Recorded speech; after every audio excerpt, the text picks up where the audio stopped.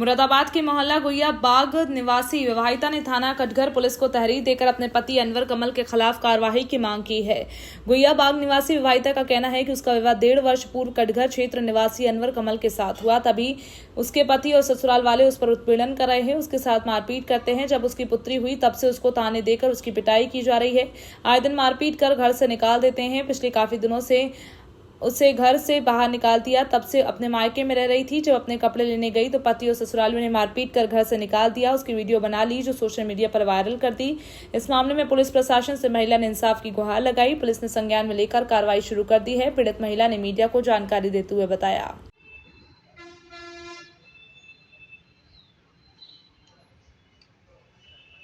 थाना कटघर में दरख्वास्त किस लिए दी, क्या मामला है?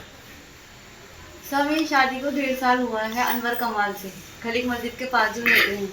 उनकी 1.5 साल मेरी शादी को है। जब से शादी हुई तब से वो मुझे परेशान ही रखते हैं, मारना तोड़ना छोटी छोटी बातों पर बहुत ज़्यादा। और साथ में सब मिले हुए हैं उनके। और क्या कहते हैं, मुझे जब से मेरी बच्ची हुई तब से और ज़्यादा मतलब मेरे पर जुल्म करने लगे, मुझे मारने लगे, बहुत ज़्यादा पीटने लगे कि मतलब बच्ची हुई है। वो चाहते थे लड़का हुआ हॉस्पिटल में भी। जब मेरी बच्ची हुई तो उसके ऊपर भी उन्होंने मुझे मारा। उसके बाद कहने लगे कि मैं इसे छोड़ दूंगा। मेरी कजिन से कहा कि मैं इसे 3 महीने बाद तलाक दे दूंगा। मेरी फुप्पो से कहा इसका बाप लेके नहीं जा रहा, तलाक लेकर इसको मैं इसे नहीं रखूंगा। बहुत बार किसी से यही कहा कि मेरा दिल ही नहीं मिला है इससे, और मैं तलाक दूंगा, मैं इसे छोड़ूंगा। हर जगह उन्होंने यही कह दिया।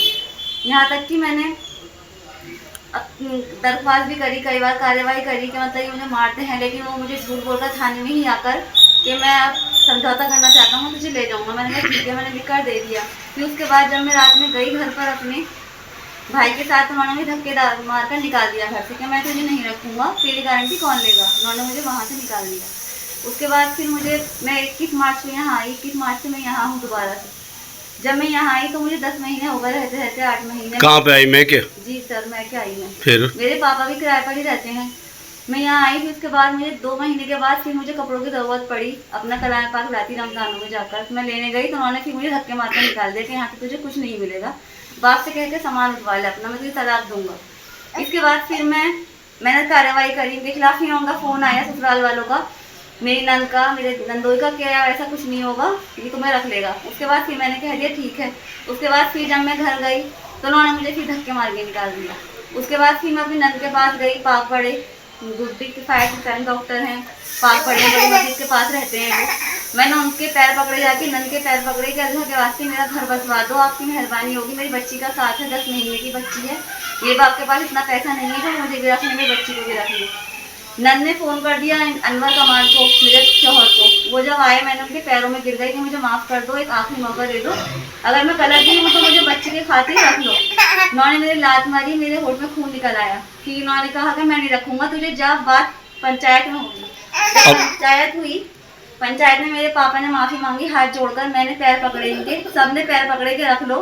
बोले मैं नहीं रखूँगा इसे, तलाक दूंगा इसको मैं। फिर मैंने कहा एक मौका और दे दो, मुझे माफ़ कर दो, ये नहीं माने। फिर मैं इनके चाचा के यहाँ गई कि चाचा मेरा घर बसवा दो, नाती चाचा के यहाँ। वहाँ भी इन्होंने मुझे धक्के मार कर निकाल दिया, मैं नहीं रखूँगा इसको, इसे तलाक ही दूंगा मैं। क्यों ऐसा क्यों कर रहे हैं? पता नहीं सर क्या करना चाहते हैं। वो ही चाहते हैं कि मैं इसको बस ऐसे ही निकाल दूँ, धक्का मार के ऐसे जान से मार दूँ। उसके बाद फिर मैंने बहुत कोशिश करी थी। उसके बाद मैं एक दिन अपने घर गई, अभी 8 अगस्त को। मैं 8 अगस्त को अपने घर से बच्ची देने और अपना सामान लेने गई। उसके बाद जब मैं गई, कारखाने में काम कर रही थी नीचे, बस मैंने इतना कहा कि तुम ना ही कोई मीटिंग कर रहे हो, ना ही तुम मुझे बीच में अटका रखा है, तुम चाहते क्या हो। तो इन्होंने मुझसे कहा धक्के दे के तुझे निकाल दूंगा, निकल ही यहाँ से। क्योंकि गली में शोर मचाने लगे, सबको उन्होंने इकट्ठा कर दिया। आप क्या चाहती हो? आप क्या चाहती हो? सर मैं यही चाहती हूँ कि ये जल्द से जल्द मेरी कोई कार्रवाई हो। मैंने थाने में, उन्होंने मुझे मारा पीटा, तो मैंने उसके बाद उन्होंने मेरा सर फोड़ दिया, मेरा खून निकल आया सर में। फिर उसके बाद जब मेरे खून निकल आया, मैंने कहा ठीक है मैं यहाँ से मर कर ही जाऊँगी। जब मेरे खून निकल आया सर पर तो मैंने अपना सिर खुद फोड़ लिया दीवार से। खून मेरे पहले से ही निकल रहा था। मैंने उस चीज़ की वीडियो बना ली। जब मेरा गला घोट रहे थे तो उन्होंने वीडियो नहीं बनाई।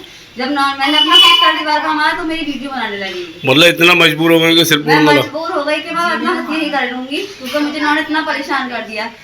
एक तो ना इनके भाई बैंगलोर में बैठे हैं असलम, ना ही वो मेरा फ़ोन उठाते हैं, ना ही मेरी जेठानी मेरा फ़ोन उठाती, ना ही जेठ, ना ही नंदोई, ना ही मेरी नंद। सबने कह दिया कि हमें मतलब नहीं है। बताइए मैं फिर कहाँ जाऊँ, किससे करूँ? अदालत वहाँ जाती हूँ, थाने, वहाँ दरोगा इन्हें फ़ोन करता है कोई भी, तो ये वहाँ भी उनका फ़ोन नहीं उठाते और ना ही वहाँ जाते हैं ये। हर जगह मैं इतना थक गई हूँ, इतना परेशान हो गई हूँ, बताइए मैं क्या करूँ, किसके पास जाऊँ मैं? और मैंने इनके खिलाफ रिपोर्ट कराई है, वहाँ भी नहीं आए, फ़ोन कर दिया, गायब हैं। सुबह मैं गई थाने, लेकिन मुझे रास्ते में मिले ये। जब मैं थाने गई मैंने कहा वो तो घूम रहे हैं, मुझे मार पीट के ना ही रख रहे हैं और सिर्फ मुझे मारना पीटना, मेरे खिलाफ केस करना, मैं क्या करूँ? पुलिस ने कह दिया हाँ ठीक है हम ढूंढ रहे हैं, वो हाथ नहीं आ रहा है। मैं इतना परेशान हो गई हूँ सर, मैं बहुत ज़्यादा परेशान हो गई हूँ क्योंकि मेरी छोटी बच्ची है बहुत ज़्यादा। बताइए मैं क्या करूँ? मैं बहुत परेशान हो गई, मेरे कोई नहीं सुन रहा है, बहुत ज़्यादा परेशान हो गई हूँ मैं, और मुझे तमाशा बता दिया मेरी ज़िंदगी का। और पुलिस प्रशासन से क्या चाहती हो? मैं कार्रवाई कराना चाहती हूँ उनके खिलाफ, क्योंकि अब दहेज की भी मुझसे मांग करते थे ये, जब से मेरी बच्ची हुई कि कार लेकर आओ, पैसा लेकर आओ घर, या तो मुझे घर में इज्जत से लेके जाएं, सुकून से रखें मेरी बच्ची के साथ, वरना फिर जो उनको करना है वो मेरा बैठ कर 4 आदमियों बात करें, ना तो ये बात करते हैं और ना ये आते हैं बुलाने से, मैं बीच में हूँ। बताइए मैं क्या करूँ?